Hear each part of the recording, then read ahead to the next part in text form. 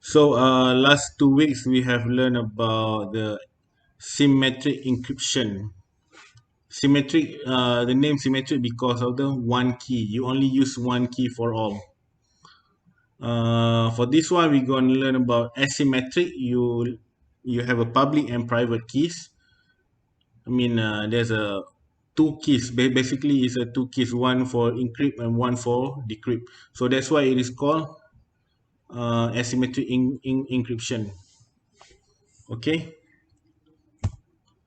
This is the okay. As asymmetric equation, we have components and principle just like symmetric equation. So we will learn about two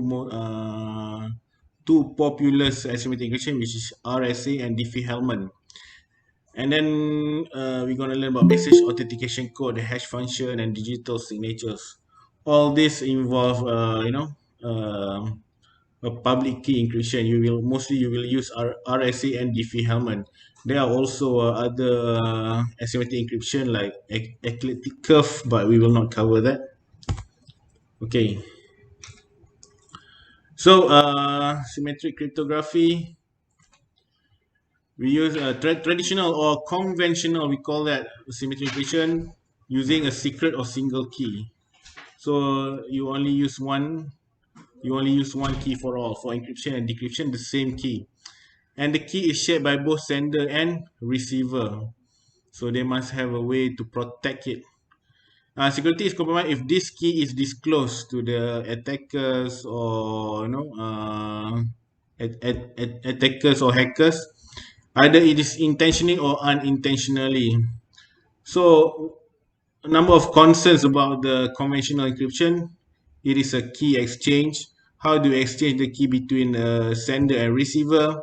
Number of keys required is directly proportional to number of sender receiver pairs. Let's say if you have maybe if you have less than 10 users or 10 people, it is not like it's not that difficult. But let's say if you have let's say you want to encrypt like a bank network, you have more than maybe 10,000 or maybe more than that users. So you have to generate a lot of key, which is will increase overhead. And then does not protect sender from receiver forging a message and claiming it. It is sent by say it's an authentication. There is an authentication issue. Is it true that I received from someone that I intended to, or I want to send the message or data to the person that I really intend to send? So this is an authentication issue. So the way we solve that is by using asymmetric cryptography. It uses two keys. We have a public and private key. Conventional symmetric encryption also use a private key or secret key. But in asymmetric, the name asymmetric because you have two keys, a public and a private key. And asymmetric since parties are not equal, because public key and private key are different. Okay, public key everyone knows, and private key only the senders or the intended person knows. Party is not equal, meaning that the keys are not equal, different keys. Use clever application of number theory concepts to function. I'm not sure whether you learn about the number theory, the modulo and stuff. Complement rather than replacing private key crypto. It's not like asymmetric is better than the symmetric, but it actually complements each other. Some of the system use both symmetric and asymmetric cryptography. Is a kind of a hybrid one. So it does not totally replace because you still use AES, but this one you complements, okay? Complements each other. So the key pair K1 and K2, the public key and private key, is related such that the data encrypted by K1 can only be decrypted by its corresponding pair K2. So K1 and K2 have a relationship, mathematical relationship, that anything that encrypted by K1 can only decrypted by K2. Okay, you will see the example diagrams later in the next slide. Any of the keys can be used for encryption and the other for decryption. Okay, of the key pair, private key, one of the key is kept secret by the owner. So only owner have that key, hence it called a private key. A public key, the other is published, hence it called the public key. It's like you lock with the, you lock with one key, and you have a padlock or solex or whatever you call it. Lock using different key, open using different key. Like hotel, you have one card, but hotel you have one card. It's like symmetric encryption. You use that one card to open and close the door. What's the real world example of you lock using different, you lock you using one key, and then you want to open using a different key? Cannot relate which one the real example, but we will see an example. Even if someone has one key, he she cannot compute the other. Let's say if you have, usually if you have a public key, because public key kind of as the name suggests, a public key. If you have only the public key, you still cannot decrypt the message, because you need a private key. Okay, mostly private key is kept secret only by the owner or the sender. Okay, you have one key, you cannot decrypt the message. You must have both keys. So, public key encryption structure, first publicly proposed by Diffie and Hellman in 1976. Based on mathematical function rather than on simple operation on bit pattern. Okay, you have a DES or AES. They also use mathematical, but you have like a block, and then there's like permutations, confusion, diffusion, and stuff. But this one use a mathematical, a number theory, a modulo. It is asymmetric, involving the use of two separate keys. Again, asymmetric name because a key, public and private key, two separate keys. The keys are not equal. So as I mentioned before, there are misconceptions about the public key. Public key is more secure from the cryptanalysis than conventional encryption, which is not. Both are really secure when you compare AES with like 256 bits, let's say, and a public key RSA. So both are secured, and then so both are secure. Not really, a public key is more secure than the encryption, just that it solves the problems of key exchange. How do you like because in symmetric encryption, the sender and receiver must have the same key. So a little bit problem. I mean, it's a little bit. It's not problematic. It's more complex to send the key, the same key in symmetric, to the receiver as well. How do you share? How do you send? How do you send the same key to the other person? Okay. With the like advanced cryptography technique, this one already set solved. And then the public key encryption is a general purpose technique that made conventional key obsolete. No, you still use AES or triple DES in some other old machine. There is a feeling that key distribution is trivial when using a public encryption compared to the rather cumbersome handshaking involved with the key distribution center for conventional encryption. So yeah, I mean, you can say that it's soft, but now, of course, the key distribution technique in symmetric encryption also is really like secure. It's very difficult to break. We have seen if you use if you use a lengthy key, meaning that it's really difficult to break. I mean, almost impossible. So this is asymmetric cryptography overview. Encryption and decryption are thought as locking and unlocking padlock with keys. Locking use one key, unlocking use another other keys. Okay, second key. The padlock is locked with a public key and can be unlocked only with a corresponding private key. Okay.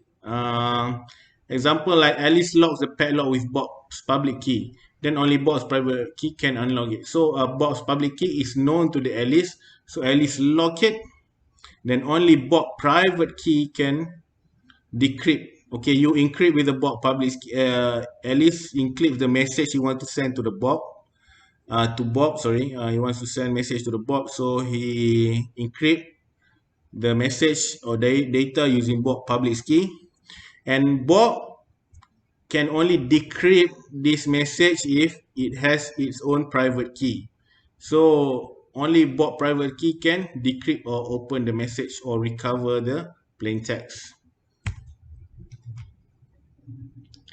So the encryption scheme was the basic encryption is a plain text again, or data, plain text or data. An encryption algorithm is a mathematical number theory. Private and public key pair.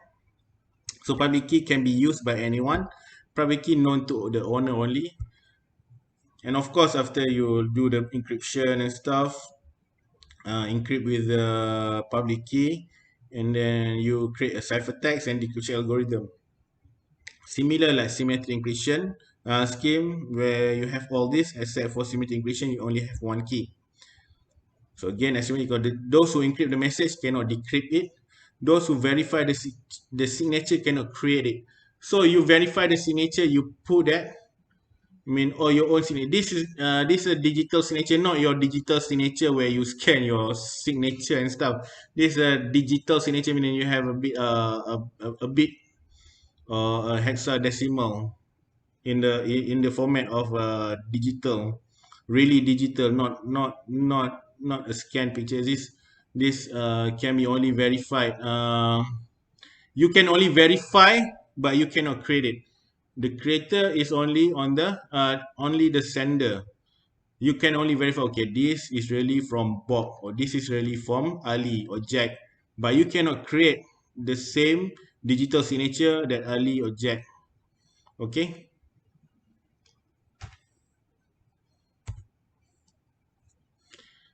So you have here, okay, encryption with public key. We're gonna see this one, the first one. So you have a plain text input. You have X, and this is Bob. Or if you learn about cryptography or any network security, or it is always Alice and Bob because A and B, something like that. So Bob has a public key, a ring of public key. So this is like a Bob public key ring. So you have Joy, Mai, Alice, and Ted. So let's say Bob want to send message to Alice. So he used the Alice public key to encrypt the message. So this is the encryption function, where is a ciphertext is equal to encryption of the plain text. We call it a plain text of plain text input with the, sorry, this is the pu, sorry, this is the u means public key. Public key. I confuse pu is a u means public, and x is a plain text. So this is a decryption function. This is encryption function. And then you have here on the sender, on the receiver side, you have a decryption algorithm, Alice. Alice might use her private key to decrypt or to recover the plain text. So this is the function where the plain text is a decryption function of private key, PR, private key. Private key. And Alice can recover the plain text output. Okay, this is the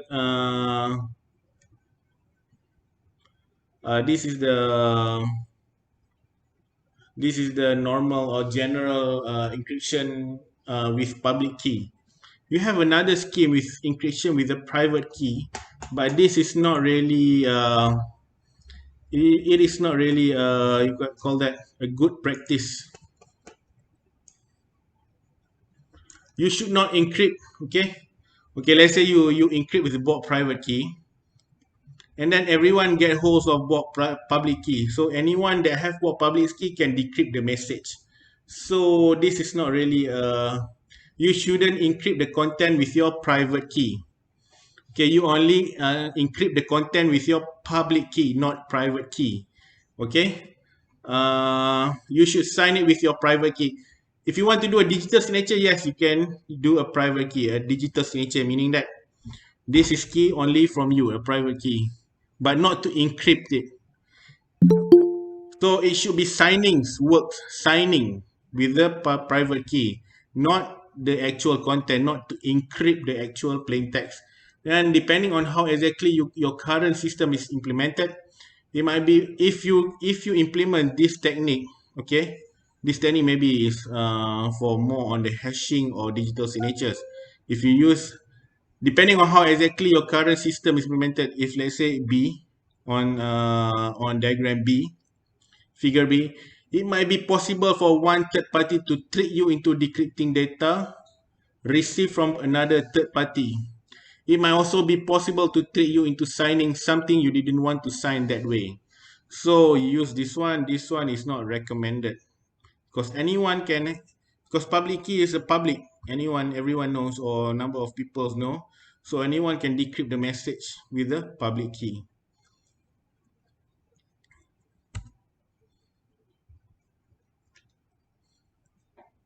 Um, so why we use asymmetric encryption? Have you learned before the diffusion, the permutation, confusion and stuff, using Galois field, finite Galois field. So why use asymmetric encryption? Because first is a key distribution. How to have secure communications in general without having to trust a key distribution center. So KDC, key distribution center, is a third party or authorized party. If you use a third party or authorized party, you really cannot trust like this is like a central admin. Like if the central admin have a bad intention or want to do a malicious attempt, or he's really bad or just piss off with you, so he can just like use your key whatsoever to decrypt or do something that really will expose your message or your secret. And then of course a digital signatures, not a signatures like your sign or your PDF or Word. This is how to verify it comes intact from the claim sender. So authentication, back to authentication, whether is it really the person that sent to me, is it the really person, is the real person or the intended person that I intend to receive. Okay. And then a public invention due to the Whitefield, Diffie, and Martin Helman at Stanford and Uni in 1976. So this is known earlier, the public key in the classified community, classified, a group of hackers, like if you want to go into the dark web or something, only classified, only a certain group of community that have that knowledge or they share among them. So, in nutshell, the conventional encryption versus the public key encryption. So, needed to work, the same algorithm with the same key is used for encryption and decryption. One key for all, and one algorithm is used for encryption, and one private key used for decryption. The sender and receiver must share the algorithm and the key, and then the sender must each have one of the matched pair of keys. They are connected by mathematical operation, and the keys are not the same one. Needed for security, the key must be kept secret. One of the key must be kept secret. Your own keys. It must be impossible or at least impractical to decipher a message if no other information is available. Okay.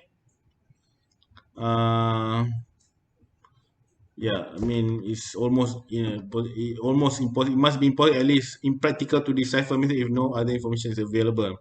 Knowledge of the algorithm plus sample of ciphertext must be insufficient to determine the key. Okay, algorithm and the ciphertext. If you have the ciphertext, you have an algorithm, it is not enough. You must have the key. It must be insufficient to determine the key.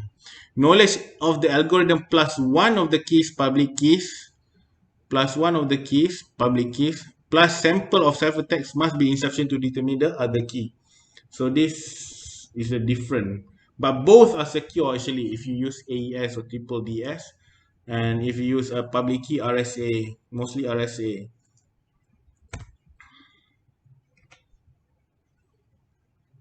So public key algorithm relies on the following characteristic. Computationally easy for party B to generate a key. Mean you generate a key. You XOR or you do a modulo or whatever to generate a key. To generate a key pair, public key, private key for message M. Easy to generate a key pair. So easy for sender to generate ciphertext. Easy for the receiver to decrypt ciphertext using the private key as well. So this one is a ciphertext with the encryption of private key, public key of B, Bob. You have a ciphertext encryption function using the U means public key, public key. Using the public key encryption function of message, you obtain the ciphertext, and easy for the receiver to decrypt ciphertext using a private key. So this is the KR is a private, R means private key. So decryption function of you using the private key of Bob. This message is intended to send to Bob. Ciphertext and ciphertext you replace with this equation. Okay. It is computationally okay. This is the easy part. This is the very difficult. The difficult, computationally infeasible or almost is impossible to determine private key knowing public key. So if you know a public key mostly all knows. Everyone knows a public key.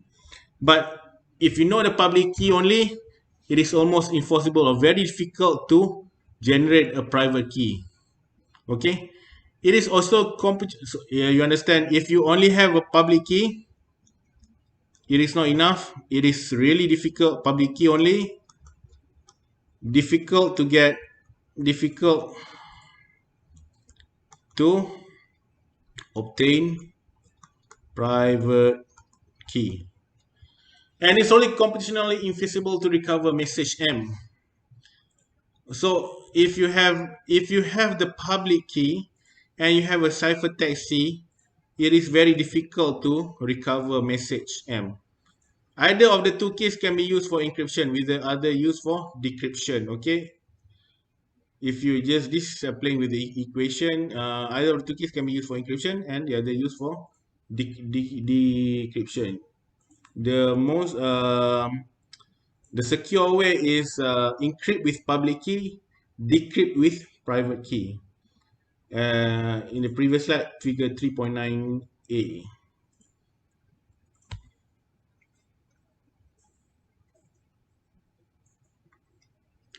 So you have your three categories of use: encryption, decryption in the public key application. Encryption and decryption provide secrecy.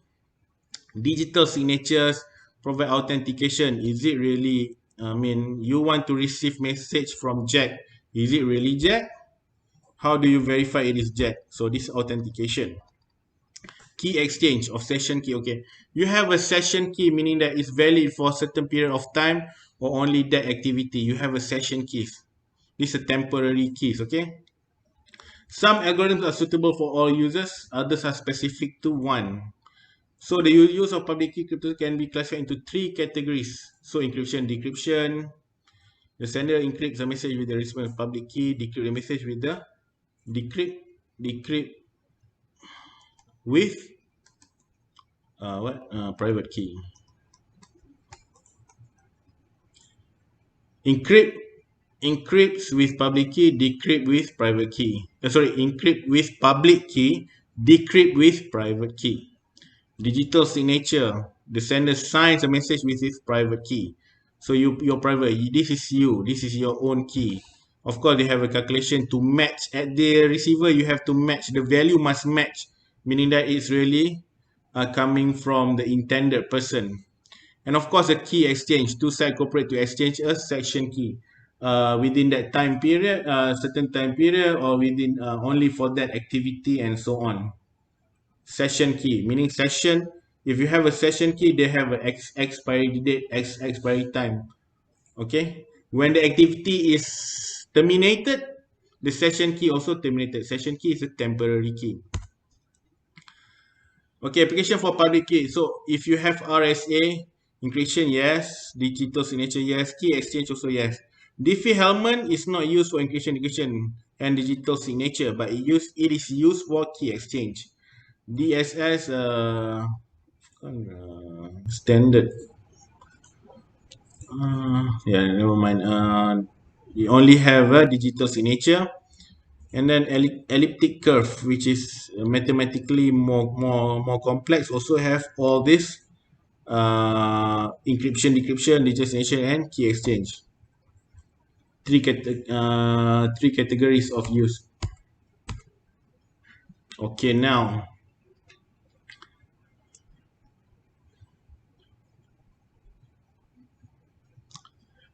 just that okay, before we go into the maths, one general observation can be made: public key algorithm require considerably more computation than symmetric algorithms. So public key, why am I sorry for that? Okay, so public key is more mathematically complex or involve more computation. You'll see computation. Okay, so because of this complex and more complex mathematical and more computation involved, so it will increase processing on the PC. So public key usually are used only for short messages or data blocks, such as to encrypt a secret key or a PIN number. Okay, but it also can use to encrypt the whole lengthy message. But because of the more competition increase more, it will involve more overload, more overhead. So usually it intended for short messages or data blocks, or to encrypt a secret key or a pin. So now we go into the mathematical prime numbers. I think you learn this in your your secondary. Prime numbers can only have divisors of 1 and self, right? They cannot be written as a product of other numbers. 1 is prime, but it's generally not of interest. So 1, usually we ignore 1 as a prime number. Okay, 1 divided by 1 is always 1. Yeah.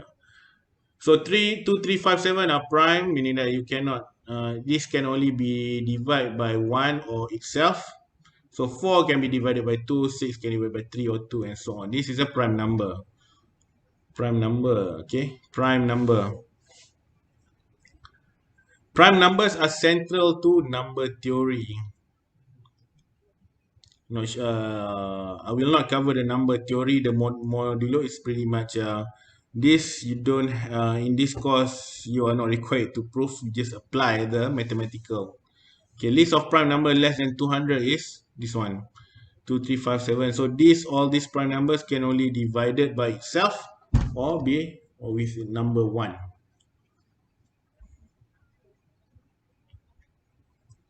So prime factorization. To factor number n is to write it as a product of other numbers. So example like 3600, you can use the prime numbers 2 to the power of 4, 3 to the power of 2, and 5 to the power of 2. Okay, like 3600. Factoring a number is relatively hard compared to multiplying the factors together to generate the numbers. Okay, this part, finding a factorization of 3600 is difficult rather than to multiply all this.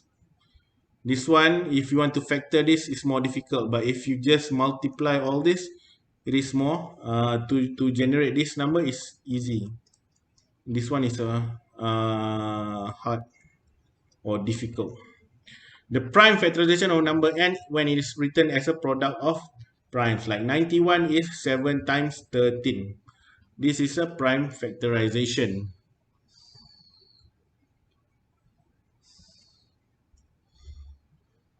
91, or you can just is a prime 2 to the power 4, 2 is a prime number, 3 is a prime number, and 5 is a prime number. Okay, greatest common divisor, GCD.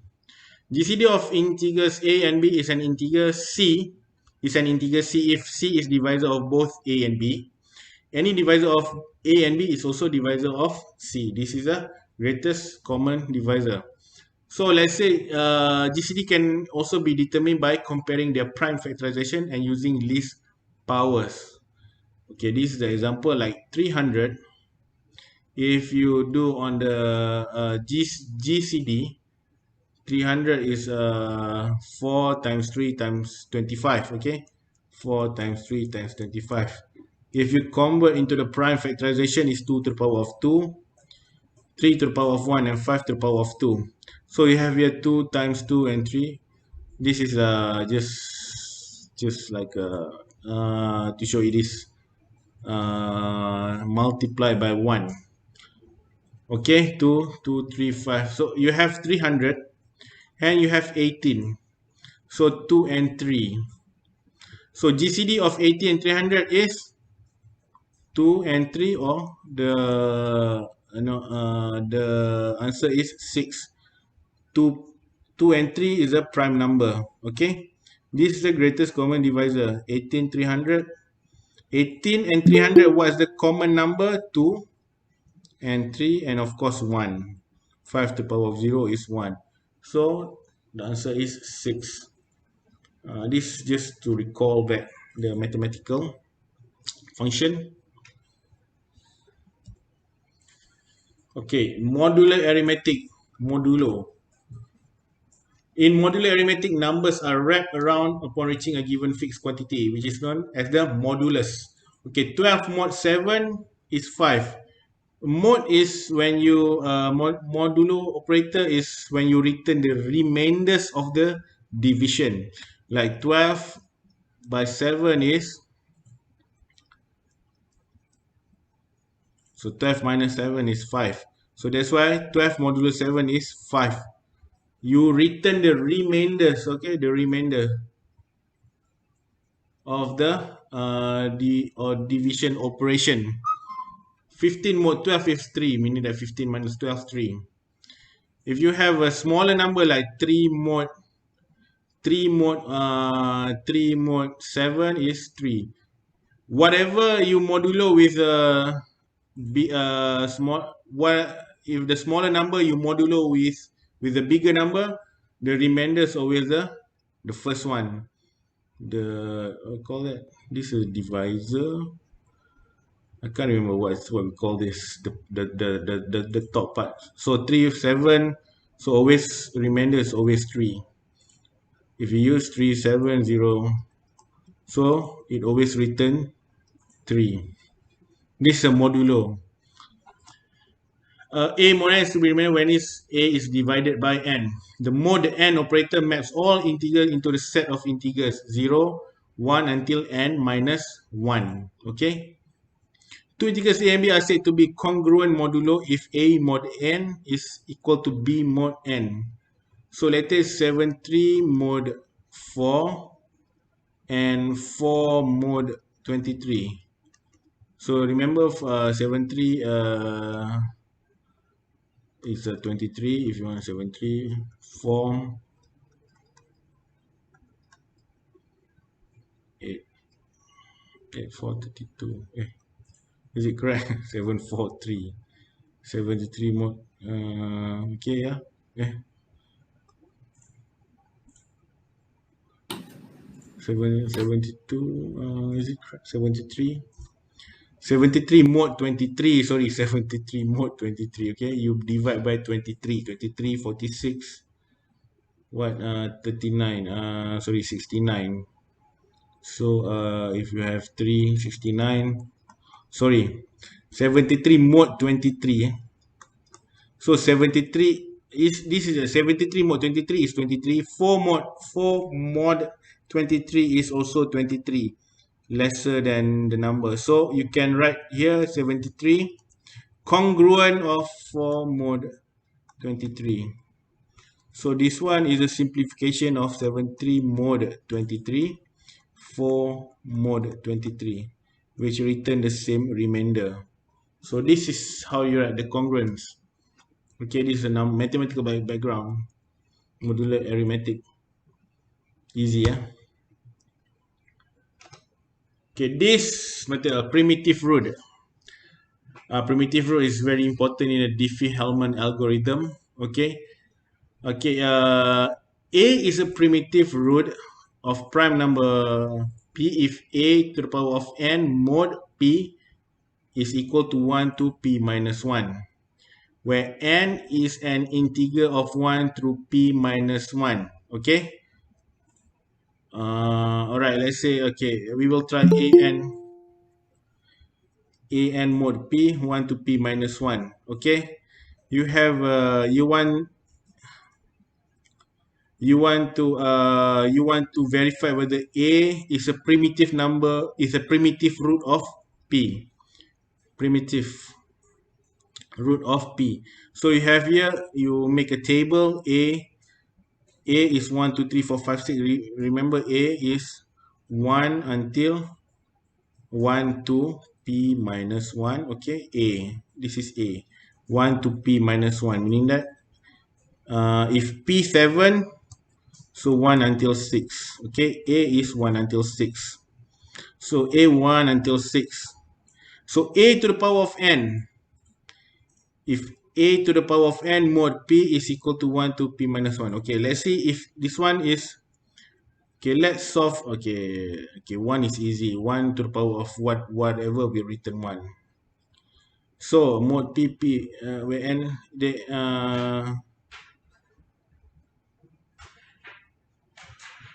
so 1 to p minus 1 will return this one. 1 to p minus, it will have all number 1 2 3 4 5 6.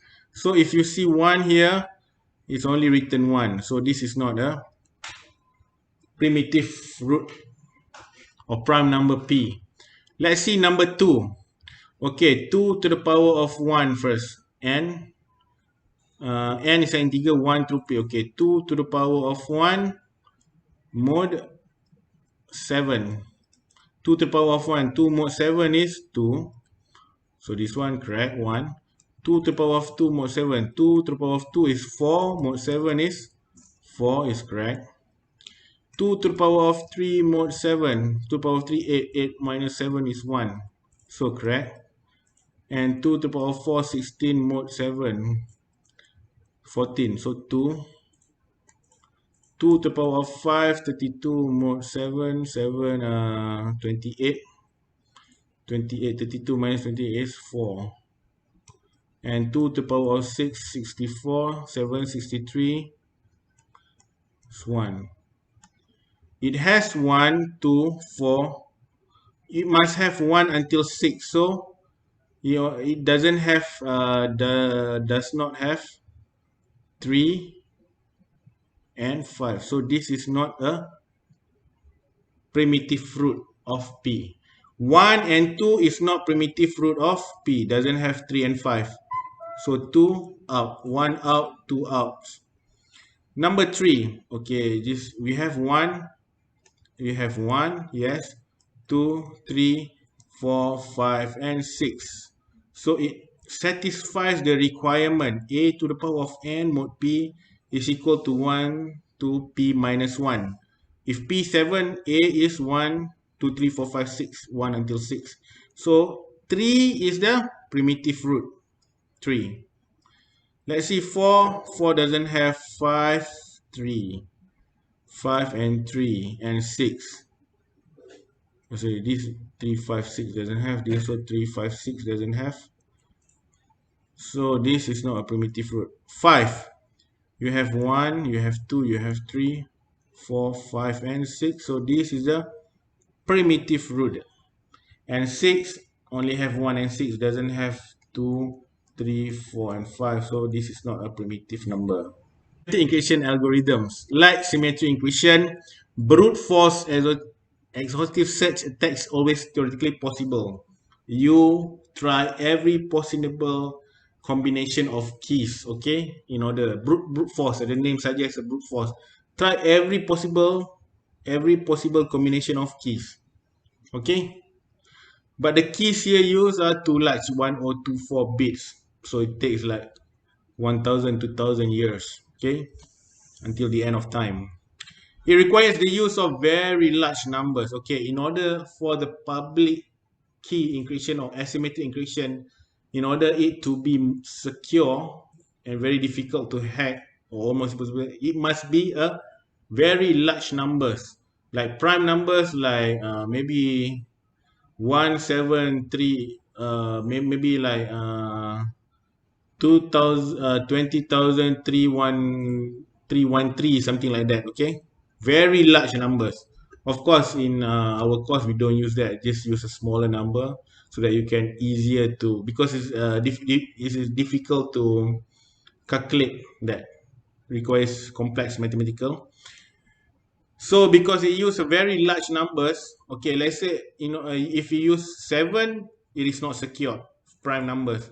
You must select that very large prime numbers like 23,137 or something like that. I'm not sure this is a prime number or not, but this is the prime number that you should use in your asymmetric encryption algorithms. You must select the prime numbers really, really big, not 7 or 5 or 9, 13 or something like that. So because of this large keys, 1024 bits, and very difficult to get the, the prime factorization. It's very difficult to get the prime factorization of this number. Okay, if it ever exists. I mean, if this is a prime number, it's very difficult to get the prime factorization. So because of that, your PC, your system will become slow. Okay, that's why I said before, it is used for short message or just to encrypt a session key or maybe a pin to generate a pin number, something like that. Okay, slow compared to symmetric encryption. Yeah, well, you can use public key to encrypt large data, large file, really lengthy plain text, but it will be very slow compared to symmetric encryptions. So two widely used algorithms is RSA algorithm, RSA, Ron Rivers, Adi, and Len. Adam, RS. Sorry, is use for the English they use surname Rivers, Shamir, and Edelman at MIT. Security relies on the cost of factoring large number. Okay, very large number, factoring very large number. So and then you have a Diffie-Hellman algorithm developed by Wilfred Diffie and Martin Hellman, 1976. So security relies on difficulty of computing discrete logarithms. Okay, logarithm. So this one factoring large number, and this one is discrete logarithms. We will see the first RSA algorithm, which is a key generation. So first you select two large prime numbers P, Q at random. Select two large prime numbers. Okay, it is really large prime numbers. For it to be secure in a real system, they use a very large prime numbers. Um, maybe I mean just to show you example, maybe use a smaller one like 7 or 13, 23 to 41 or something like that. Okay, and then you calculate n is a multiplication output of p times q, large prime numbers, and you calculate the Euler-Toician function where p minus 1, okay, and q minus 1. Let's say p and q you have a 7 and 9. Sorry, 7 and 11. 7 and 11. So p minus 1 is 7 minus 1, 11 minus 1. Okay. Then you get a, alright. And n is 7 times 11 is 77. So 6 times 10 is 60. Okay. So Euler-Toician function is 60. So select an integer e such that I less than e less than Euler-Toician function where the greatest common divisor of e and Euler-Toician function is 1. Okay, the greatest you have e, you have to select e and Euler-Toician function, let's say 60. Greatest common divisor is 1. Okay, Uh, 4, 5, 5, 6, 7. Maybe you can like 7 or 8, 9. 9, 3 cannot 8, 11. Maybe 11. No, 11, 13. So maybe E is 13. Something like that. Select D such that D times E is D times D with the dot product of E congruent with 1, meaning that D mod sorry, is 1. Sorry, D times E mod Euler Torsion function is 1, and 1 mod Euler Torsion function is 1. That's why you write down a congruent. This is a congruent. So public key, so you get public key is E and also N, and private decryption key is D and N. It's a pair. Okay, you use the only same number here used here is N. The calculate N is a multiplication product of two large prime numbers. You have a public key and you have a private key. Okay, example P17Q11. In real application, it's like very large prime numbers as I mentioned before. So calculate N P times Q 187. N is 187. Calculate the Euler torsion function 17 minus 1, 16 minus 160. So this one 16 times 10. Okay, 160. Select an integer E such that 1 E 160 GCDE. So let's say you GCD 7 and 160. So there is no like the same. I mean, okay, let's say GCD greatest common divisor of 2 and maybe 3 and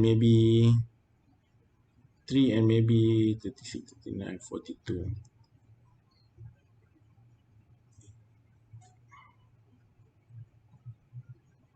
So you have a common 3 is like 3, 42 like 3 times what 36, 12, 13, 14, 3 times 14 times 7, 2 times 3 times 7. So you have a 3 here. GCD 3 and 42 is a 3. So you must look for E that return 1. Choose E equal to 7. So GCD 7 and 160 doesn't have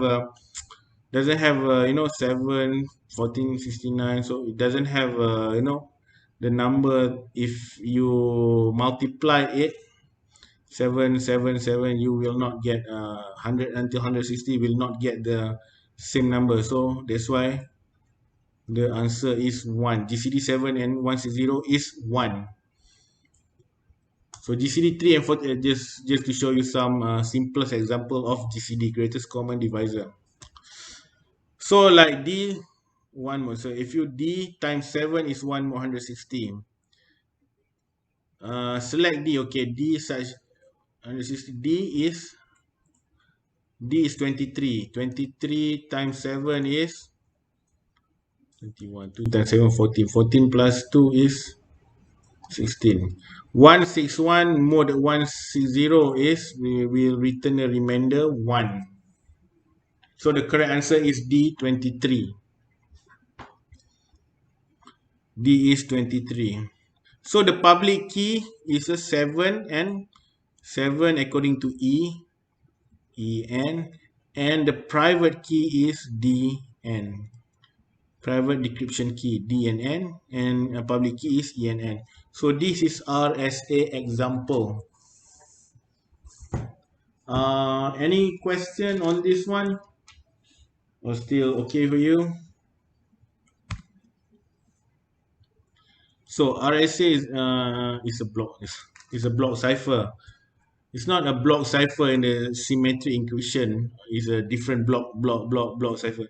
Each block must have a binary value of M, the message, okay, or the plain text, or the plain text. is less than n, p times q. Okay, each block must have a binary value where message or plain text is less than n, where is a multiplication product of two large prime numbers. In practice, block size is k bits. 2k is less than n, and it's less than 2k plus 1. So encryption mode is ciphertext C equal to M. E is the public key. D. So E is the public key. M times the public key mod N. Message M is a ciphertext, a private key. So this one you encrypt with what? Encrypt with public key. This one you decrypt with private key. So message is CD. So if you simplify C is a M. Okay, C is a ME mod N. So if a ME mod N, you can write ME mod N to the power of D mod N. You can write down ME D mod N, because this mod N here is same with the mod N here. So you can just simplify to M to the power of E to the power of D mod N. This is the index, or index in mathematical index. I hope that you know this ED to the power, or plus. If multiply is a plus, is division is a minus. Okay, something like that. And signature modes, S is plain text to the power of D, again mode N. Signature is not encryption. This is not encryption. Message is SE mode N. So this is signature, just to verify you are the one that really you. Okay, note that the message M must be smaller than modulus S. Message M plain text must be smaller than modulus N. So this is RSA algorithm.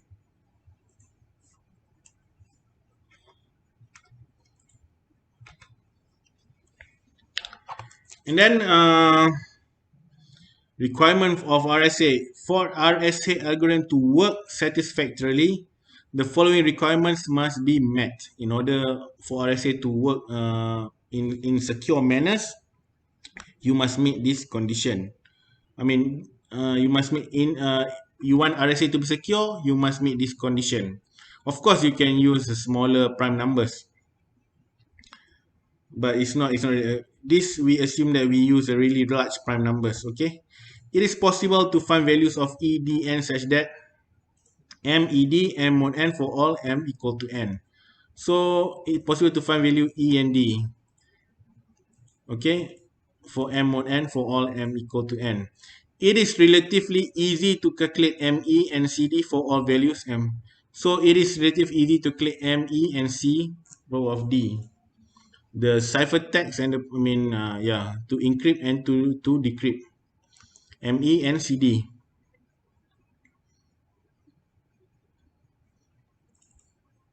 It is infeasible to determine D given E and N. Okay, infeasible to determine D given E and N. All right, if it is given E and N, it's really difficult to find D. This requirement is met when E and N are very large values. Okay, E and N are very large values. The small values, of course, you can find.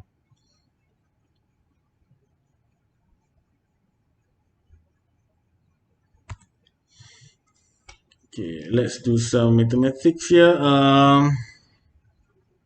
Okay, given message M88, M equal to N, 187. M is less than N, so the N is okay. This we use as example P17. We use M. N is 187.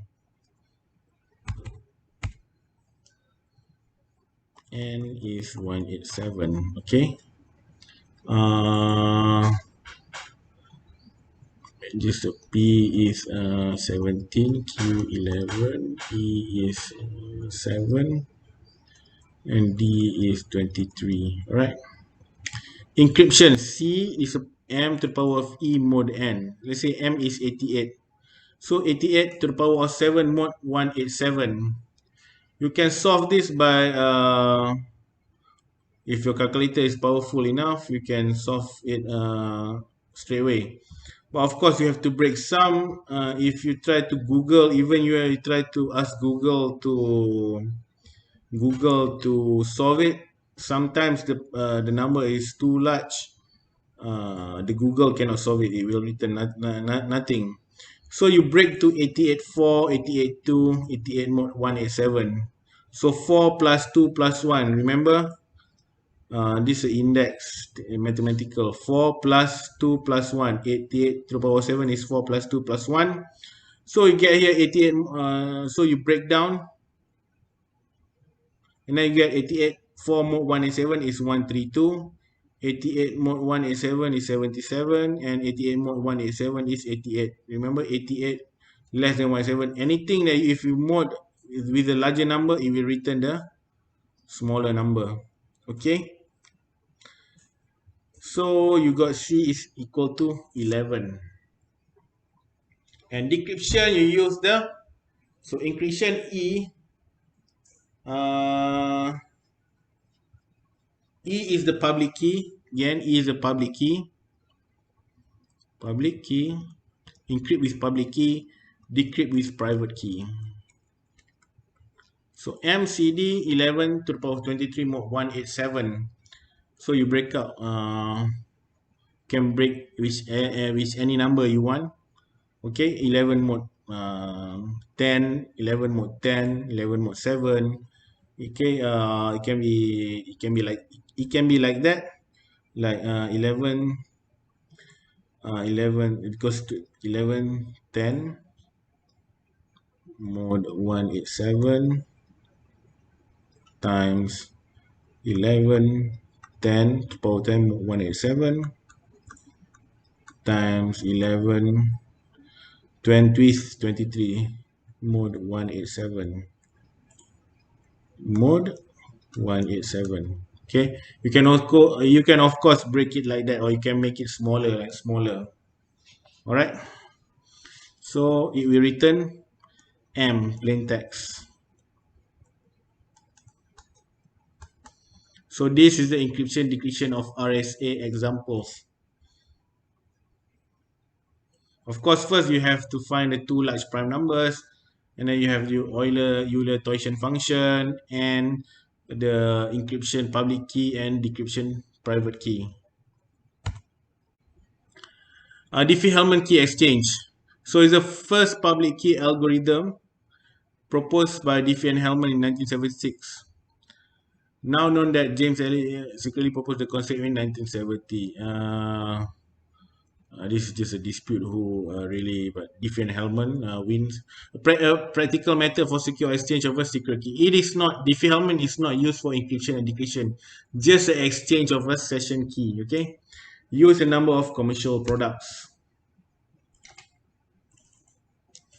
So a public key, Diffie-Hellman key exchange, a public key distribution. It is a public key distribution scheme. It cannot be used to exchange an arbitrary message. It is not. It is not used to change plain text or change data. It is just for key distribution. Rather, it can accept a common key known only to two participants. Okay. So value of key depends on the participants and their private and public key information. Because we have private and have a public key information.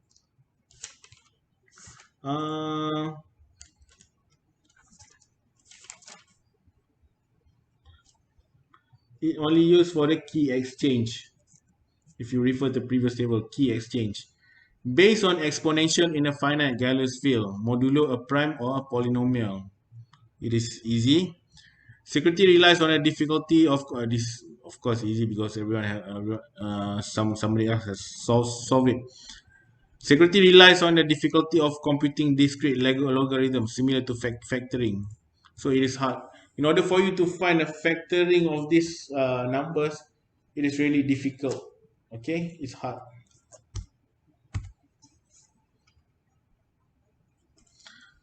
So how do you set up a Diffie-Hellman? First, all the users must agree on global parameters, large prime integer or polynomial q. Okay, large again. Similar with the RSA, it uses a very large prime numbers or q. And then you must also select a primitive root of q.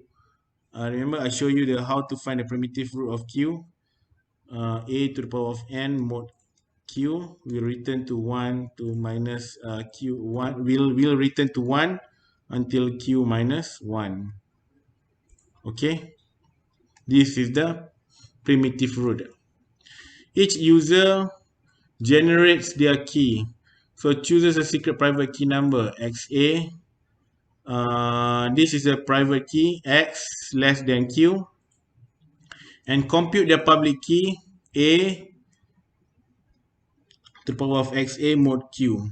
All right, a to the power of xa mod q, or yb is a to the power of x b mod q. Okay, if b, and each user publish their public key ya for others to others to know their public key. So you have a shared session key for users A and B is KAB.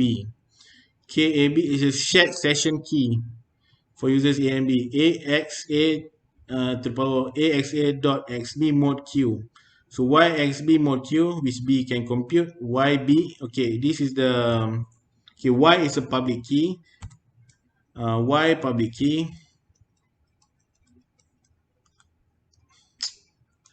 Y is a public key. And X is a private key. Okay. So the session key within that session or within the activity is YAXB mod Q, which B can compute, or you using a public key of Alice to the power of private key of Bob mod Q, which is B can compute, and YBXA, which A can compute. So YB is a public key of Bob, which Alice know. So it multiplies a power factor with its private key. A can compute that. I mean, Alice can compute that. If she knows the public key of Bob, and of course, Bob know the public key of Alice, he can compute the session key. This session key is shared by Alice and Bob. So KAB is used as a session key and private key. It's a similar concept like a private key encryption scheme between Alice and Bob. If Alice and Bob subsequently communicate, they will have the same key as before unless they choose new public keys.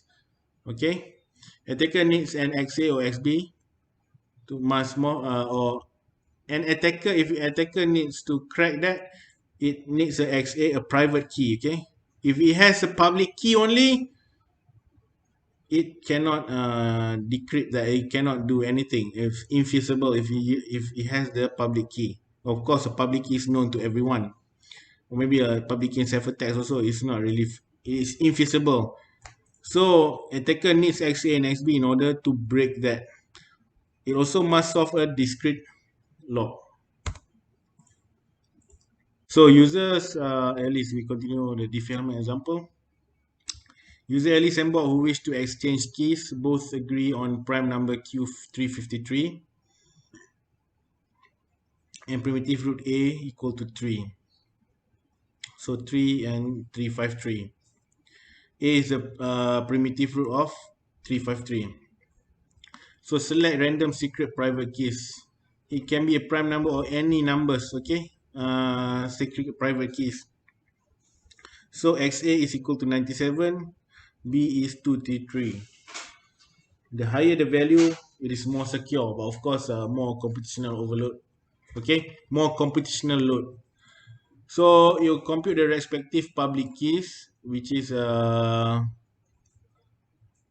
for public keys, Alice is equal to Q to the power of XA, private key Alice, mod, sorry, this one, sorry, this is not Q.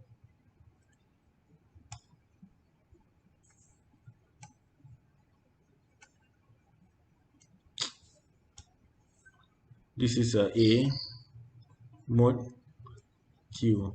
So YA is 3 to the power of 97 mod 353. Okay. So 3 to the power of 97, you can like break up 3 to the power of 30 mod 353. This is you can compute using Google. 333 mod 353, 330 mod 353, 330 mod 353, and 37 mod 353 mod 353. So if you like if you Google 3, wait,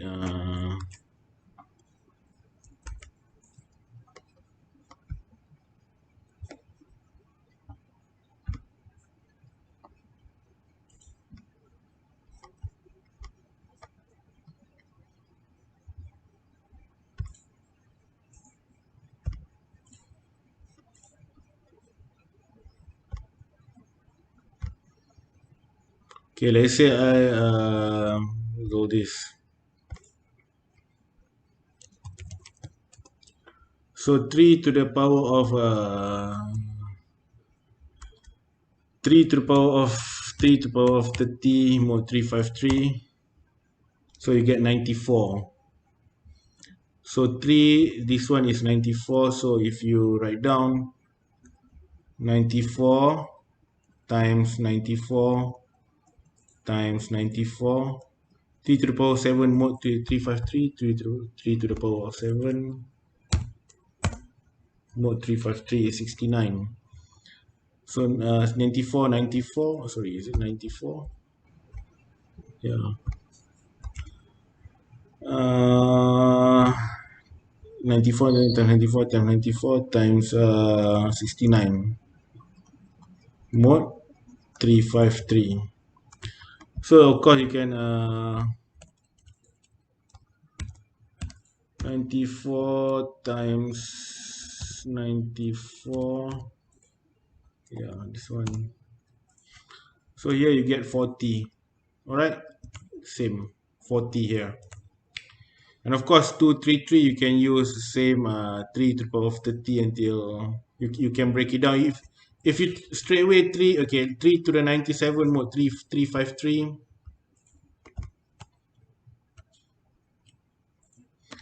3 to the power 97. So the Google, I mean, like, of course you can go to power calculator. I think this one you can.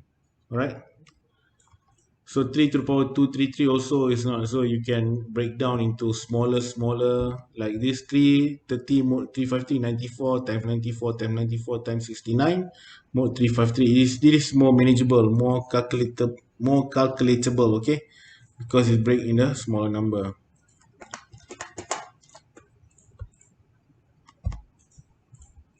And then you have here KAB is shared session key, right? Session key. KAB is the public key of B. Public key of B to the power of secret key of A. You got 160 Alice. Session key, the calculation will return the same value for Alice and Bob for the session value.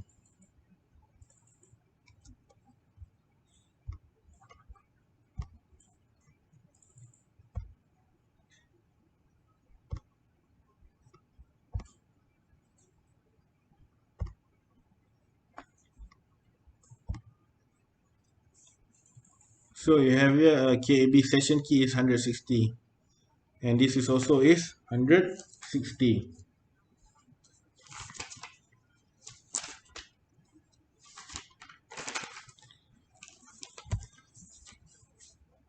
So a Diffie-Hellman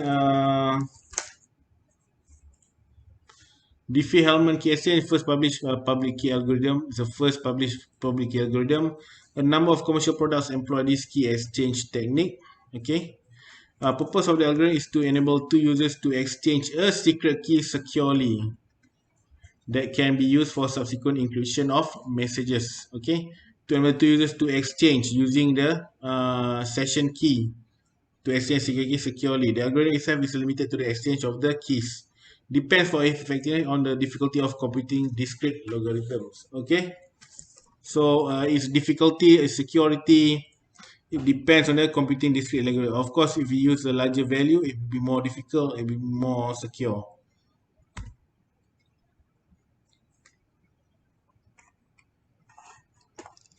So this is the diagram of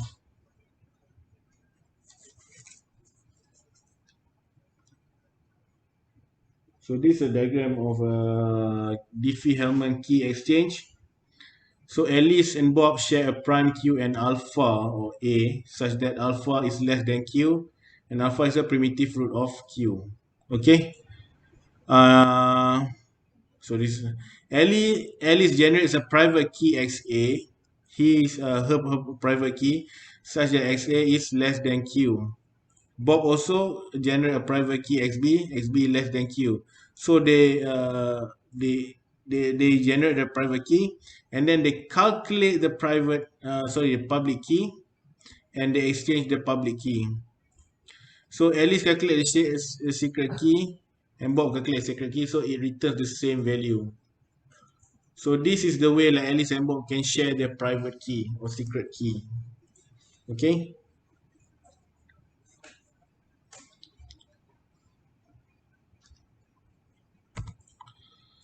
So users could create a random private public Diffie-Hellman keys each time they communicate. So let's say you have activity one like 2 hours. So you can create a random private public key for the for Diffie-Hellman keys for that session. Okay, let's say you have you for that session or for the activity. After you complete the activity, finish, you terminate. So the key will the session key is considered terminate or ended. Okay, users could create a non-private public DH keys and publish in a directory, then consultant and use to securely communicate with them. You can also publish in a directory, private public, but this is not. Both these are vulnerable to man in a middle attack. So this one, if you want to publish in a directory, a pair of public private key, uh, it is not advisable to use that. And then both of these users random private is vulnerable to the man in the middle attack. So authentication of the keys is needed. Okay, authentication of the keys is needed. Uh, if you look at this as an example, so man in the middle attack. So this example of man in the middle attack. He at least tried to send to Bob, but intercept by attacker, and attacker send his bogus key. At the same time, it calculate the public key from Alice. So so you have your DAS prepares for the attack. Okay, DAS is the bad guy. DAS prepares for the attack by generating. Okay, DAS prepare for the attack by generating two private keys XD1 private keys. Okay, private keys. XD1 intended for Alice, maybe XD2 intended for Bob. And then he also compute the public key from this private key that he generate. Okay. Okay, Alice have something to send to the Bob, a secret message. Private key, so Alice select his private key and he calculate the public key, select alpha and Q and stuff. he tried to send to the Bob without realizing Darth already intercept this one. So Alice want to transmit YA, his her public key to Bob, but Darth intercepts this YA, the Alice private key. And at the same time, Darth send his private keys, his bogus private keys to Bob. And at the same time, Darth, using a public key from Alice, he calculate the secret session key YA XD2, okay? YA XD2 mod Q. So he used the public key from Alice. He calculate the secret key using his private key generated using his generated private key. So Bob received, okay, at the same time, Bob received YD1. He thought this is from Alice, but it's not, it is from Bob. At the same time, Bob using his private key, calculate his YB, calculate his public key using alpha to the power XB mod Q. And he sends to, he tried to send it to Alice, but that intercept YB, the public key, does intercept the YB, the public key, and does transmit at the same time does transmit YD2 to Alice. Does calculate also the session key using public key from Bob to the power of his own private key mod Q. Alice received the YD2, thinking that it is from Bob. Okay, Alice received the YD2 and calculates K2. Okay. So Alice and Darth, Alice and Darth share the key K2. Bob and Darth share the key K1. At this point, Bob and Alice think that no, they share a secret key. Okay, this secure without realizing Darth already intercept that.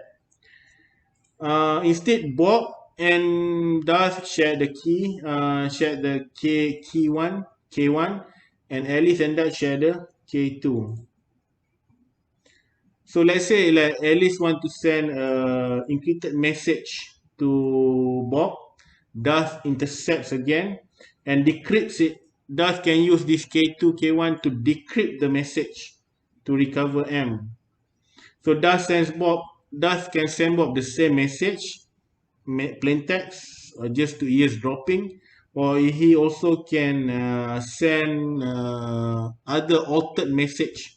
So the authenticity has been breached, the integrity of the message has been breached, the confidentiality of the message also has been breached. All right, this is why Diffie-Hellman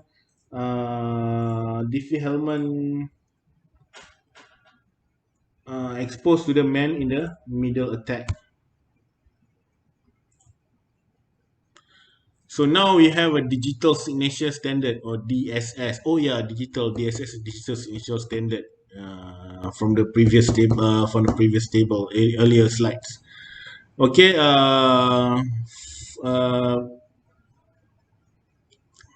it is a National Institute of Standard. Okay, the document called FIPS PUB 186. So it make use of SHA-1, Secure Hash Algorithm version 1.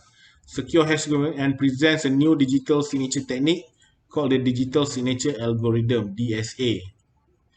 Originally proposed in 1991 and revised in 1993, again in 1996. It will be revised a couple of times after 1996 as well. It uses, but it stopped at SHA-1, Secure Hash Algorithm version 1.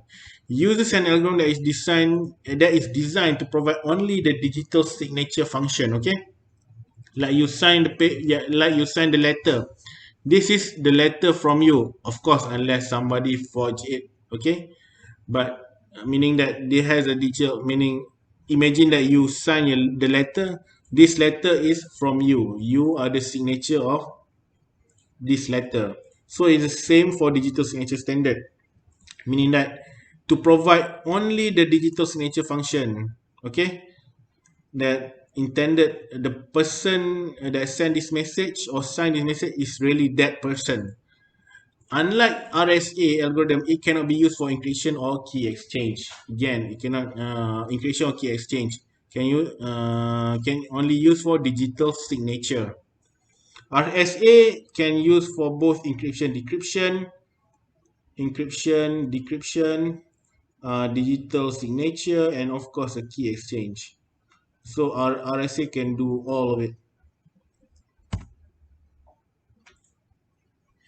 So defines the digital signature. This is the standard document, NIST National Institute of Standard, FIPS published 1864.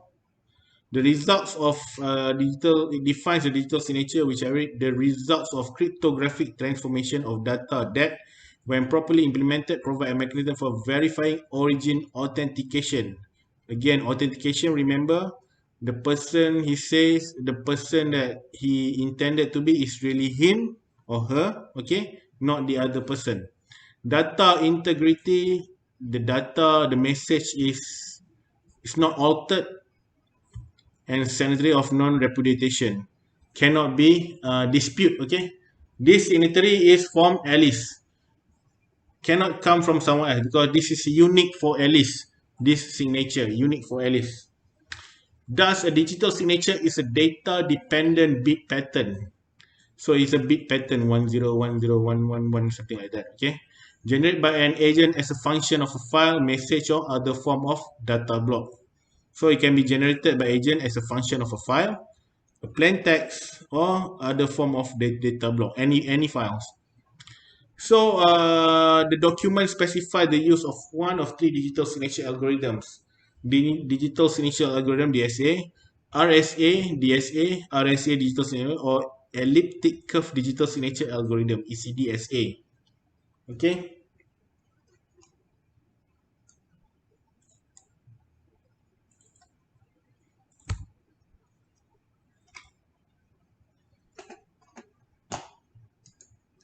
So we have here elliptic curve cryptography (ECC).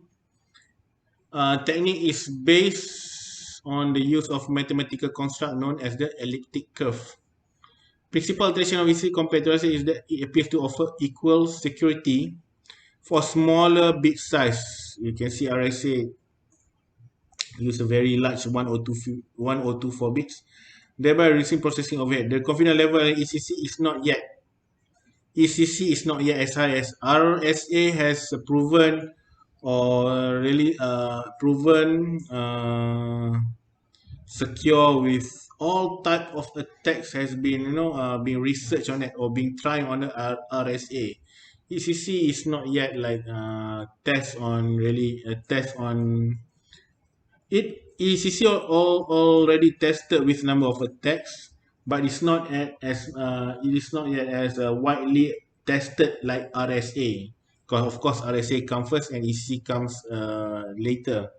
Okay. So, of course, the bit length for security has used bit length for RSA is also has increased over recent years, and this has produced a heavier processing overloading on the application that using RSA. So ECC is showing up in a standardization efforts. So that's because of the problem. RSA is secure, but it's a little bit slow. So this is why ECC comes in. Okay.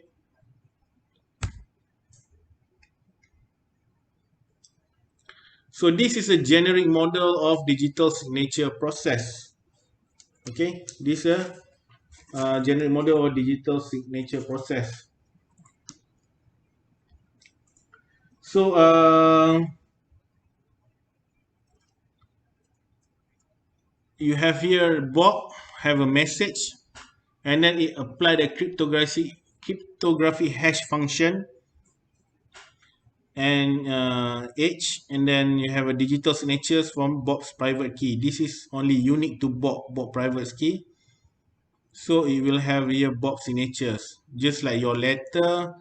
You have your signature at the end, at the left hand side, something like that. So this message is on this header, and then the cryptography hash function concatenate hash function with the Bob private key will produce as a signature. Bob signs a message. And then when Elif receives the message with Bob's signature on it, so message M is cryptographic hash function. You apply the same hash, and then using using the Bob public key, compare with this value, digital signature verification algorithm. So if the algorithm returns the results, okay, the algorithm returns the results that the signature is valid, verified, Alice is assured that the message must have been signed by Bob. Okay, Alice confident this message has been signed by Bob. Uh, because what? Because no one has the Bob's private key, so this is unique to Bob. All right. But in addition, it is impossible to alter the message without access to Bob private key. So the message is authenticated both in terms of source, in terms of data integrity. It is also impossible to alter the message without access to Bob private key. So it also adds another layer of security because it is impossible to alter the message. So integrity also is safe by these techniques. Okay, so but this it is important to emphasize that the encryption process, just described, does not provide confidentiality, meaning that anyone can read a message from Bob. Okay, message being sent is safe from alteration but not safe from eavesdropping. Eavesdropping, maybe he just want to listen to the message, see the message, scan the message. Okay, it doesn't. This is a simple version of digital process. It covers the integrity of the message, but it doesn't cover integrity. Yes, the message is really sent by Bob and it's not altered, but confidentiality, no. Anyone can get hold of this message, can read this message.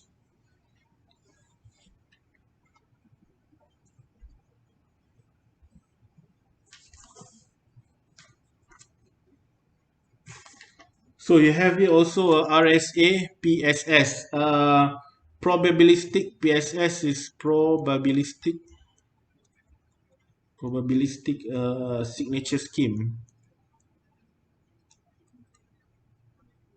Okay, probabilistic signature scheme. It generates a hash value or message digest M hash. So first you have a message or plain text, generate a hash value or M hash. You call that message that has been hashed, M hash.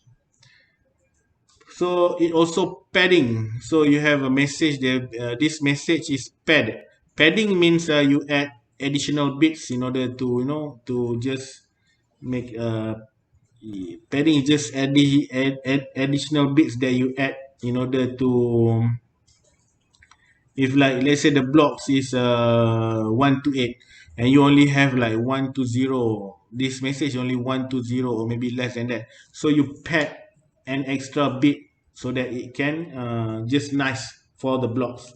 And of course you have a salt is just another the name. If you add some salt, it will be increase the security. So this salt is a pseudo random numbers or bit. And then it generate, okay, from this one, from M prime, meaning that M already being hash, you put a hash, generate hash value H from M, you generate a hash value from M prime, and then you generate a data block that have padding number 2 and also a salt. And this is the mask generating function which produce a randomized output. This produces a randomized output. You XOR with the data block, and then you get the encoded message. E is the encoded. You get the encoded message by padding H, with the hexadecimal constant BC. This is 0xBC, okay? Sorry, BC. If you learn about ASCII code, the capital letters and small letters it has a different bit number, okay? BC and BC is different. It's not equal, sorry. It's not equal. So you have a BC here, hexadecimal 0xBC, padding H with the hexadecimal constant BC, and XOR of H and DB. XOR of H and DB.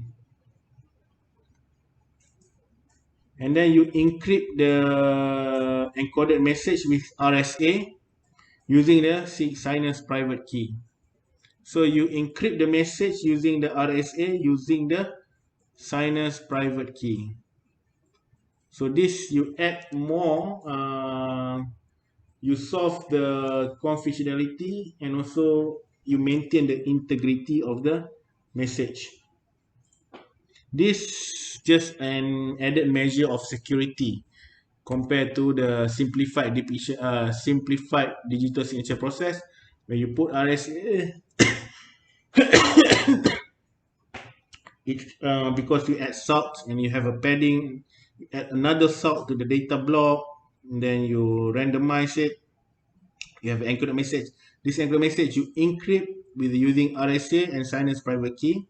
So you have here a signature. So this solve the problem of confidentiality.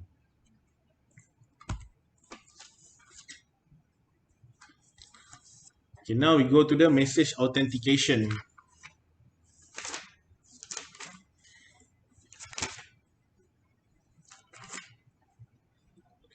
So message authentication, authentication is to determine whether you are really you, not someone else. Encryption protects against a passive attacks, okay? Eavesdropping, meaning that if you encrypt the message, anyone can intercept the message, only see a bit 0101 or a bit pattern that already altered the encrypted version. A different requirement is to protect against active attack, falsification of data, and transaction. Protection against such attack is known as a message authentication. Falsification, data, and transaction. Message authentication is a procedure that allows communicating parties to verify that received messages are authentic. Is authentic. So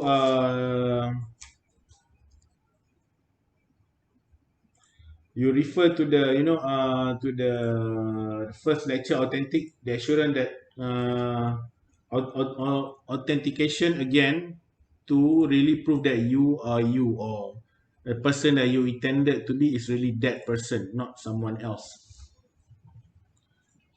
The two important aspects are to verify that the content of the message have not been altered, the integrity, and that the source is authentic, real, real intended sender or source.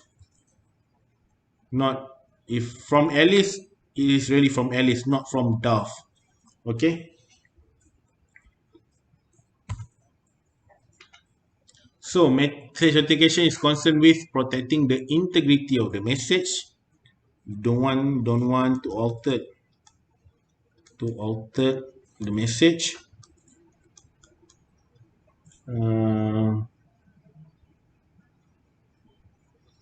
Validating identity of originator, you are really you. Non-repudiation of origin dispute, meaning that okay, some said, hey, let's say you receive like a message, you receive that in your office, you receive a message maybe from your boss saying that your boss ordered you to do this and that, but your boss denied. Okay, this is not from me, I never sent this message. Non-repudiation. Or maybe a receive. So your boss really sent that message, but you say, I never received that order. So this is a non-repudiation. So meaning that if it is from your boss, you can prove that it's from your boss. And if you have received that message, it can be proved that you really received that message. This is what we call non-repudiation of origin dispute resolution. So it's a non-repudiation. It's really true. So the alternative function used is a message authentication code or MAC, hash function, message encryption, and digital signature. This is where you authenticate. So message authentication code is a small block of data generated. Okay, small block of data generated, appended, and transmitted with the message. It's like you have a message here, M, or plain text. You add some more salting, salt, or hash function, or whatever, just to make it more secure. I mean, your just to make it more confusion. Sorry, you want to make it more secure. You meaning it's more difficult to retrieve the original message. MAC is a function of the message M as well as the common secret key KAB. So you apply, of course, your secret key as well to this one that is shared between two communicating parties A and B. Sorry, this is like you XOR with this. So sorry, this key is like you XOR with this key, so you get the output. This like function you XOR with the key, and then you have the more secure message. I mean, that been it's not in its original form. So MAC is function config as well as common secret key KAB that is shared between two communicating parties A and B. So the MAC of message, the message article of message M is function of secret key plus M. Okay, MAC is a one-way function. From MAC, message M cannot be derived. Okay, it's a one-way function. So you have a message here, and then you have a MAC algorithm, MAC, and you have a message. It's a one-way function, meaning that M, you can generate a MAC algorithm, okay, one-way function. But from MAC algorithm, you cannot generate M. From M, you can generate the MAC algorithm, MAC output or something. But from here, you cannot generate message. It's a one-way function, one-way street. The receiver performs same computation on message and checks it matches the received message authentication code. If a single bit of the message is changed, the calculated MAC won't match the transmitted MAC. If the single bit of the message is changed, let's say you have 101101111 and then really long message, and then this is the sender. At the receiver, when you try to check 10, this third bit is 0, but others are same. Even if single bit of the message is changed, the calculated MAC won't match the transmitted MAC. Okay, even this one bit is changed. Okay, bit number 3 is changed from 1 to 0. You will not, the calculated MAC at the receiver won't match the transmitted MAC. And a MAC is not a digital signature. Okay. So this is the message. Yes. Is the MAC derived from the MAC address? No. MAC is message authentication. MAC address is in the network, second layer, the frame layer. No, message authentication is an algorithm. It's an algorithm, just like AES, just like RSA instead. This is a MAC algorithm. Using a SHA or secure hash function or other algorithm. So this is a message. This is a message authentication using a message authentication code. So you have a message here. You apply the MAC algorithm and you append the key. So you have a message. You have a message append with MAC and append with the key to produce a MAC message authentication code, the encoded. So this is the algorithm. You apply and you have the MAC. You have the MAC. You add to your message here. You add to your message. This is your message. you append to your message here. Then you transmit. And then using the same key, this is the message using a message code MAC, the basic MAC. So using the same key and MAC algorithm, you calculate back and you want to see whether this one match with this one, okay? Either it's match or not. Let's say if a single bit is not matched, meaning that this message has been compromised or altered or whatever data breach has been done to that message. Okay, you must like compare this one, and if match, meaning that this message is okay. If like not, meaning that this message has been compromised or breached. Uh, This is like a checksum thingy, Yeah, is it? check something in engineering is a check something. In communication or theory is a check something. Yes. So the receiver is assured that the receiver is assured if like this is matched, the receiver is confirmed that or assured that the message has not been altered. Let's say if an attacker alter the message but does not alter the code, then the receiver calculation of the code will differ. Okay, even though because you have to include the message and the key in order to perform the MAC. Let's say the attacker alters the message, but does not even the attacker alter the message, but does not alter the code. Then the receiver calculation of the code will differ from the receive code. Okay, because the attacker is assumed not to know the secret key.